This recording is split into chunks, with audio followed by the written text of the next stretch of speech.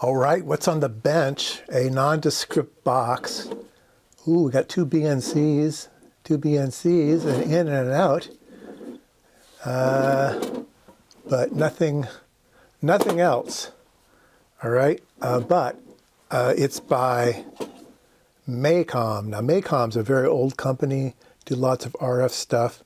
You should have bought their stock. In the last year, their stock has tripled. So, yeah, too late now. Anyway, they're kind of doing AI stuff, interconnects for AI. So they're making, stuff. Anyway, it is a video low-pass filter. Video, huh? Okay, video. So here is the in and the out. There's some little test points here. We'll show those.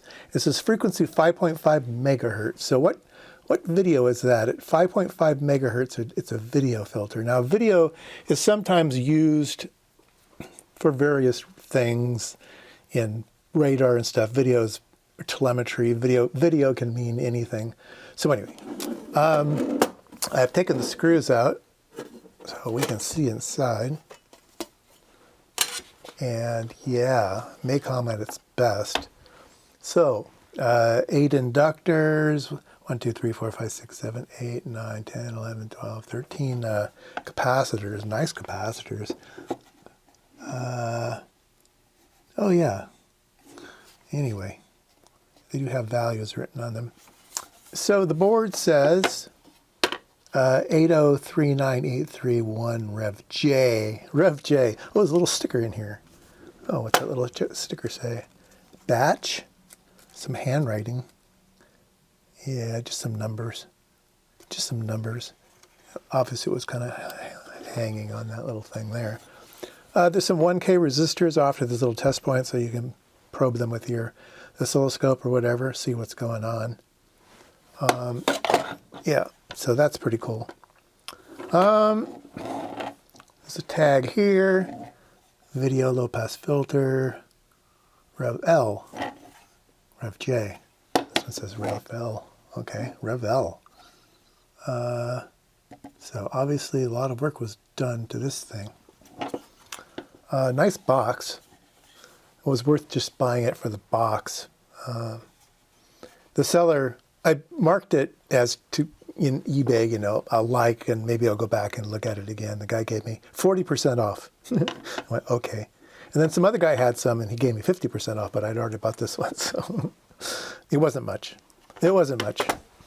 So it works the same with and without the cover, so we'll just leave the cover off for now.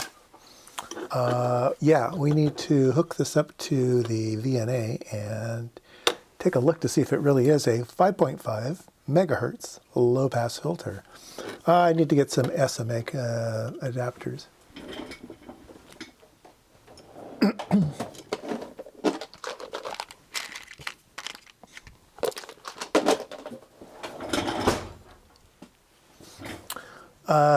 As a side note, I love these SMA connectors that have the knurls both on the BNC side and on the SM. So these are connected, so you can grab onto it when you're torquing down your... otherwise, you're grabbing onto this and it just spins, but you can grab onto this guy. And, anyway, just a side note. Let's go ahead and hook this up to the... Turn my VNA on. Okay, let's see here. Frequency, we're going to go between lowest to 5 megahertz. We'll go to, we'll stop at 30 megahertz, okay? And let's see, 1, 2, 3, 4, 5, 50 megahertz. We'll stop at 50 megahertz and I can count easier, or 50 or 25. Yeah, let's stop at 25 megahertz. It'll be 5, 10, 15, 20, 25. Yeah, 25 megahertz. Counting the lines. All right, stop at 24 megahertz. Let's go ahead and see if we're calibrated.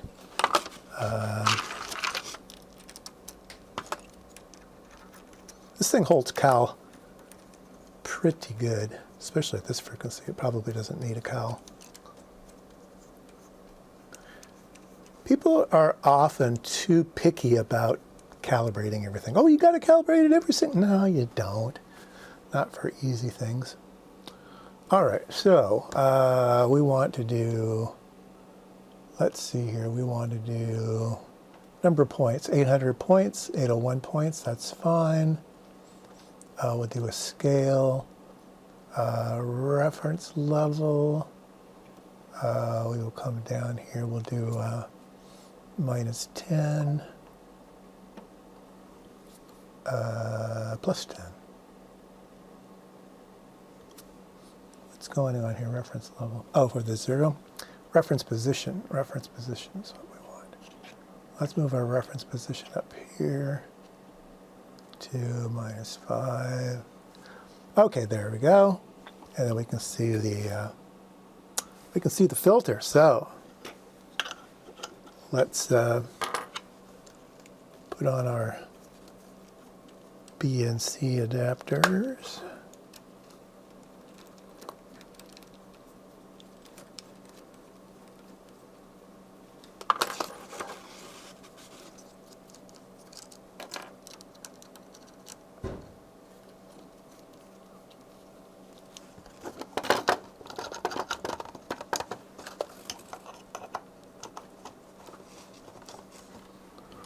All right, there we go.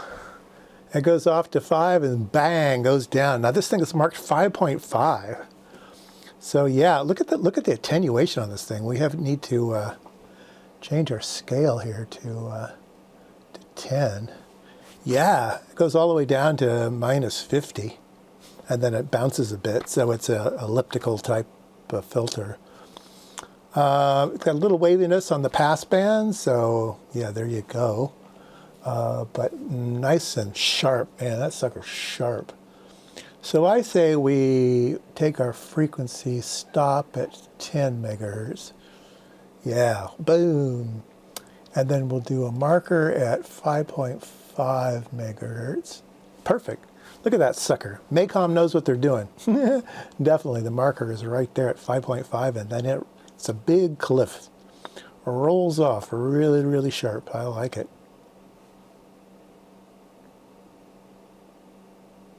Got about a 1.4 dB loss in the passband.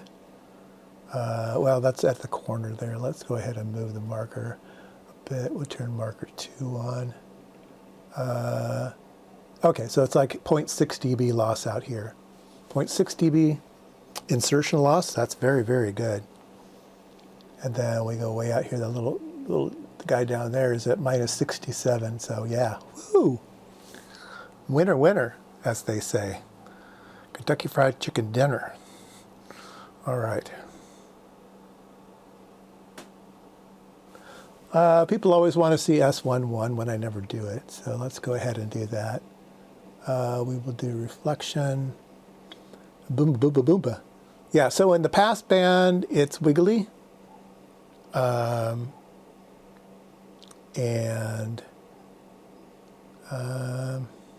Let's look at the, people always like SWR, so we'll look at that. So it's wiggly down here, it comes up to 2 to 1. Let's look at the Smith chart. So it's zipping around there. Now this might be a 75 megahertz, 75 dB, 75 ohms. Boof, just had lunch. 75 ohm impedance. See, it's shifted over. Let's see here. R0 is at 50 actually here. Okay. And let's zoom in. Scale per division. Okay, let's zoom in here. Dunk, dunk, dunk. So we're kind of spinning around 70 something. Yeah, 75. So this is a 75 ohm device. How do I know that? I don't know if it shows up on camera very well, but there is a Smith chart. I'll go back to the scale of 1. Smith charts have 50 in the middle, and then that's the 25 mark, and that's the 75 mark. But if we zoom in, we can see those easier. So if we do scale, we can zoom way in. You can see 50, 55, so we're zoomed in too far. And you kind of look to see where it's circling, right? And here's 70, and the next one over is right there. Okay, 500. That's 0.5 per. I can't. Anyway, there you go. So 30, 40, 50, 60, 70, 80. Yeah, right at 75, it's zooming around. So that's why our SWR, our SWR was at 2 to 1. Why is it at 2 to 1? Well, if you take 75 divided by 50, you get about 1.5. So you get that much of it. So it should be kind of wiggly around 1.5, and it, ooh, this is magnetic. Keep it away, keep it away. It's wiggly around 1.5, which is what the SWR would be, right? Yeah, there you go. And then you do log mag. It is not too low because of the return loss is going to be reflected. All right. Looks good.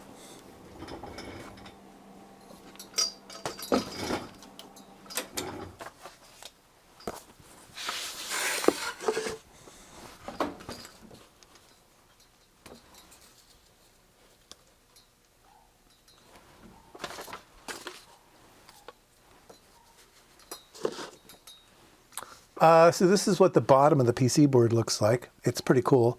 It obviously was hand laid out. In fact, there's some handwriting here if you can read that. The guy signed it by hand on the artwork. M-A-T-T-H-E-Y, Mate, and it's from the UK. I don't know if this whole thing was made in the UK or just the PC board, but it was done by this company, Burslem. Raise your hand if you know who Burslem is. I've never heard of them, but you UK guys watching probably do. But yeah, probably an old PC board manufacturer. Single-sided, of course. And looks like it was laid out with tape. So what I did was I flipped the image, so you're looking at it like an X-ray view. So I could put down all the components, and I figured out where all of the L's and the C's were. And that's what I came up with. Yikes, huh? Yikes. So the top part's pretty self-explanatory. Up and trap and up and trap and up and trap. No, these aren't traps. These are just resonances, right? These are kind of traps. But anyway, there you go. It's kind of a two-part filter. One part does that thing, which looks like a low pass. And one does this, which adds some weirdness. That's all I can say. It seems like I've run across this T structure before, but it's been a while. And this one is capacitive inductor in series, or parallel. And this one is inductor capacitor in parallel. So yeah, so these operate opposite one another to balance things. And then it's got this weird thing here, which raise your hand again. I'm not quite sure why this is in here. There's another inductor trap, and it's a capacitor and a resistor this time, which is weird. I don't know why there's a resistor. I don't get it. Anyway, 620 ohms. Now, I have to mention that these two inductors and these two inductors actually are wound on the same coil. All right, let me show you that.